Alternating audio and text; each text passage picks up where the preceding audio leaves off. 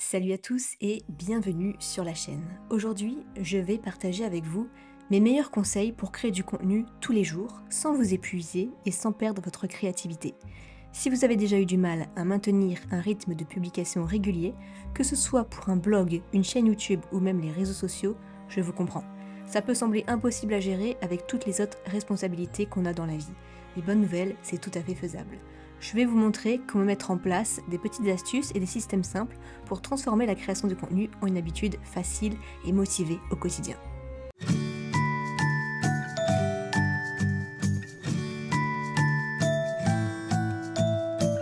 Comment créer du contenu tous les jours, rapidement et facilement? Ça peut être un peu casse-tête pour certains d'entre vous parce que vous n'avez pas forcément d'idées ou alors ça fait quelques années que vous êtes déjà dans le milieu et vous ne savez plus vraiment quoi proposer à votre audience.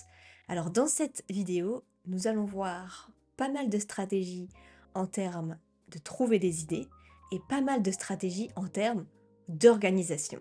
Alors sans plus attendre, en termes de stratégie pour trouver des idées, déjà ouvre-toi à d'autres idées. C'est-à-dire que ce n'est pas quand tu vas te poser devant une feuille blanche avec un crayon que tu vas trouver automatiquement les meilleures idées. C'est même parfois quand on s'y attend le moins que les bonnes idées arrivent. C'est-à-dire que ouvre-toi à d'autres choses. C'est-à-dire écoute des podcasts, regarde des vidéos YouTube, regarde des films, regarde des documentaires. Consomme du contenu qui n'a rien à voir avec ta thématique. Parce que tout ça, même si ça n'a rien à voir, ça peut te donner des idées par rapport à ta thématique. Ça peut être aussi des simples discussions avec d'autres personnes, que ce soit des personnes de ta thématique ou des personnes qui sont dans ton entourage, qui n'ont rien à voir du coup avec ton domaine, mais une discussion va t'aider à trouver des idées. Ça va faire des liens dans ton cerveau, puisque une phrase peut te faire déclencher une idée chez toi. Et surtout, note la moindre idée. N'aie pas de jugement sur l'idée que tu as. Note tout dans un carnet ou sur un Notion, sur un document, peu importe, là où tu préfères noter tes idées. Mais ne juge pas l'idée sur le moment. Note-la et tu la jugeras plus tard avec du recul. Essaye de faire en sorte d'enregistrer tout ce que tu trouves d'intéressant. Donc enregistre par exemple les réels sur Instagram. Enregistre les vidéos dans une playlist coup de cœur sur YouTube. Enregistre les liens dans ta barre de favoris. Ou même pour aller plus loin, pour être encore plus organisé, enregistre tous ces posts-là sur un tableau Notion pour les retrouver intacts sans devoir chercher un petit peu partout sur les différentes plateformes. Le deuxième point, ce sont les forums. C'est extrêmement intéressant puisque là, tu as toute ta communauté qui va se regrouper pour poser les questions les plus fréquentes. Et je peux vous assurer que parfois, on a beau utiliser des outils de mots-clés comme VidelQ, comme TubeBuddy, ou encore comme Ubersuggest ou l'outil de Neipatel pour les mots-clés sur Google à trouver. Parfois, ce sont dans les questions qu'on pose tout le temps qu'on peut faire le meilleur contenu. Donc, des forums, il en existe encore. Maintenant, on a aussi beaucoup les groupes Facebook. Donc, tape ta thématique dans les groupes Facebook, regarde les questions qui sont souvent posées, les questions récentes par rapport à ta thématique, et note tout ça. Regarde aussi les commentaires YouTube de tes concurrents de ta thématique. Ça aussi, il y a parfois pas mal de personnes qui disent « J'ai adoré ta vidéo, est-ce que tu pourrais maintenant faire une vidéo sur tel sujet parce que je n'ai trouvé la réponse nulle part ?» Bien sûr, utilise l'intelligence artificielle pour compléter tes idées. Par exemple, tu as une idée de contenu et tu aimerais en faire un sujet de vidéo. Eh bien, note toutes tes idées et ensuite demande par exemple à ChatGPT de compléter toutes les idées que lui pourrait te proposer, puisqu'il va agir vraiment comme un assistant afin de compléter tout ce à quoi tu n'avais pas pensé. Donc par exemple, tu vas lui dire « J'aimerais créer du contenu sur comment utiliser l'intelligence artificielle en affiliation ». Toi, tu as déjà noté tes propres idées et lui va te donner toutes les idées. Tu vas pouvoir ainsi compléter et prendre celles qui te semblent pertinentes et intéressantes.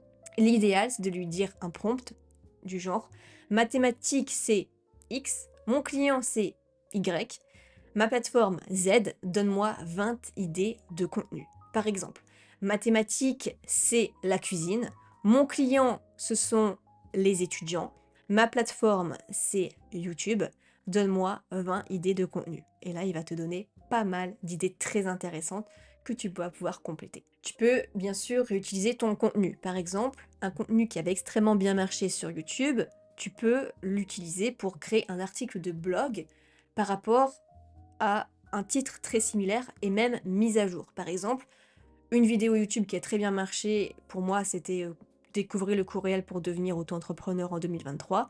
Je peux le reprendre et l'adapter en article de blog sur le même titre, mais version 2025 et en article de blog.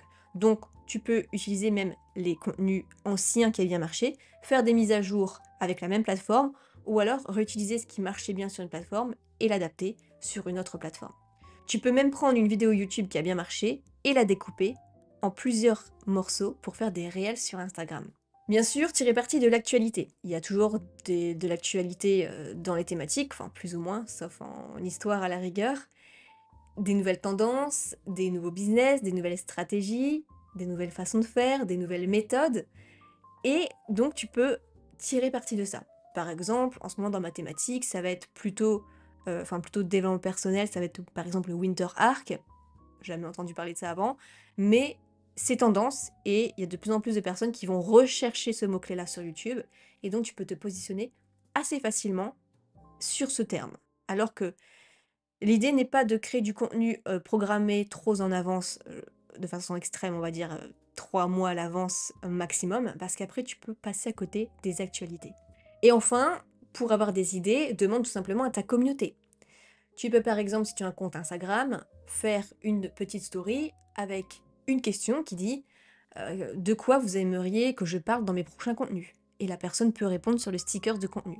Ça peut être de faire un sondage avec Google Forms. J'ai utilisé plusieurs fois, j'ai eu des centaines de réponses ainsi, pour voir un petit peu les problèmes qui venaient tout le temps. Par exemple, mon audience, c'est manque de temps, manque de technique, je ne sais pas par où commencer. Et donc grâce à ça, tu les regroupes. Tu peux même demander à ChatGPT de regrouper toutes les réponses et de te donner le top 5 de ce qui revient souvent pour te prioriser sur ce genre de contenu.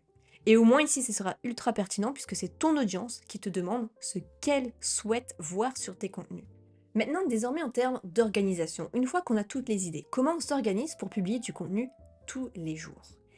Eh bien déjà, demandez-vous quel est le gros domino du jour. Donc, quel est le contenu que vous avez en tête, l'idée de contenu que vous avez en tête, qui a le plus de potentiel de devenir viral, d'attirer l'attention. Donc là, commencez par ce contenu-là en début de semaine ou en début de journée pour travailler essentiellement sur ce contenu-là. Pourquoi? Parce que vous allez faire beaucoup plus de recherches sur ce contenu, plus de montage, plus de personnalisation, vous allez y ajouter votre patte, des effets, votre façon de voir les choses, pour qu'il y ait encore plus de potentiel que ce contenu fasse beaucoup de vues. Donc toujours commencer par l'idée de contenu qui vous semble la plus pertinente. Ensuite, tu peux tout simplement te poser, imprimer un calendrier et planifier toutes tes prochaines idées de contenu. Par exemple, le mardi et le vendredi, tu sors telle vidéo YouTube. Le lundi et le dimanche, tu sors tel reel Instagram. Et le mercredi, tu sors telle newsletter. Ça te permet de savoir à l'avance quel contenu tu dois créer. Et tu peux regrouper tes sessions. Par exemple, tous les lundis, tu tournes tes vidéos. Mais ensuite, tu fais le montage le mardi et tu programmes tout le mardi soir pour les semaines à venir. Parce que créer du contenu tous les jours, ça ne veut pas dire créer du contenu tous les jours en tant que soi. Ça veut dire que tu peux prendre des sessions de travail, tout tourner en même temps, monter tout ça et ensuite programmer. Utilise un format aussi qui soit répétable, c'est-à-dire un format facile à faire assez quotidiennement, à reproduire chaque jour, comme une série de vidéos courtes, des posts rapides sur les réseaux sociaux, des emails inspirants, des vidéos ou des articles qui n'ont pas besoin d'être longs ou complexes. Et ça peut être tout bête, ça peut être des idées de réflexion, des petites astuces autour de ton domaine. Je vous assure que pour créer du contenu tous les jours, ce n'est pas le montage, ce n'est pas le fond, enfin ce n'est pas la forme, c'est plutôt le fond de votre message. On dit que ce qui compte le plus, c'est par exemple sur YouTube une miniature et un bon titre, mais c'est faux. Pour avoir fait des centaines et voire des milliers de vidéos sur différentes chaînes et sur ma chaîne principale, Ce qui marche le plus, c'est de quoi vous allez parler. Donc, même si vous n'allez pas y consacrer beaucoup de temps sur l'organisation autour de cette idée, c'est ce que vous allez dire qui va être le plus important et qui va faire cliquer. Je pense que si vous êtes créateur de contenu, vous avez sûrement dû le vérifier. Vous faites une vidéo pendant des heures et des heures digne d'un Spielberg, ça fait moins de 1000 vues. Et vous faites une vidéo rapide au fond de votre jardin ou juste avant de partir quelque part, et ça va faire 10 000, 50, voire 100 000 vues. Parce que c'est le sujet qui est le plus important. Donc ça, c'est quand même une bonne nouvelle si vous êtes formateur. Puisque nous ne sommes pas dans le divertissement, nous sommes dans l'apprentissage. Bien sûr, utilisez des outils d'automatisation, de programmation. Donc pour ça, on a des outils comme Buffer, HotSuite, Later, YouTube Studio pour programmer. En blog ou podcast, il est possible également de programmer ce que vous allez produire. Les newsletters, on peut les programmer aussi avec System.io par exemple. Et vous pouvez vous créer un petit calendrier où vous allez noter sous chaque jour ce que vous avez prévu de sortir comme contenu. Utilisez également des kits pour faciliter les choses. Par exemple, pour le montage vidéo, utilisez des kits, un dossier où vous avez tous vos effets spéciaux, vos montages, vos petits gifs animés, vos petites animations, images que vous utilisez souvent pour votre personal branding, que ce soit à portée de main et pas à chaque fois chercher quelque chose. Pas par exemple chercher une musique différente pour chaque vidéo, ça ne sert à rien, c'est pas ultra important, vous allez perdre du temps. Et sur Instagram, utilisez par exemple des templates. Pour vos miniatures YouTube, utilisez des templates également avec la même police, dupliquez les images, faites les mêmes genres de titres, utilisez les mêmes filtres par exemple sur Lightroom pour vos miniatures. Vous allez vraiment gagner un temps énorme. Et enfin, simplifiez et restez juste authentique. Puisque chaque contenu n'a pas besoin d'être parfait. Comme je vous l'ai dit, c'est le message que vous avez à passer qui est le plus important. Les gens sont là pour vous écouter.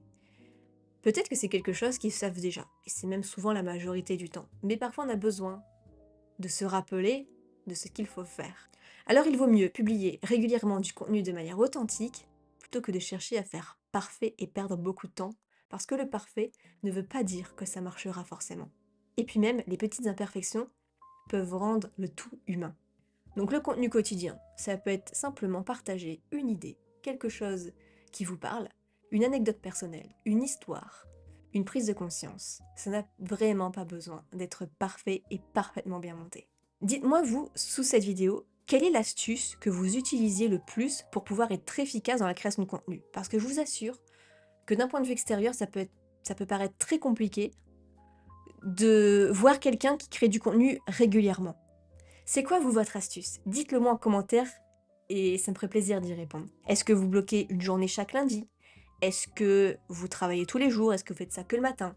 Est-ce que vous avez un carnet avec toutes vos idées? Franchement, ça m'intéresserait énormément. Et n'hésitez pas à me mettre un petit like et à vous abonner si ce n'est pas encore fait, et on se retrouve dans une prochaine vidéo.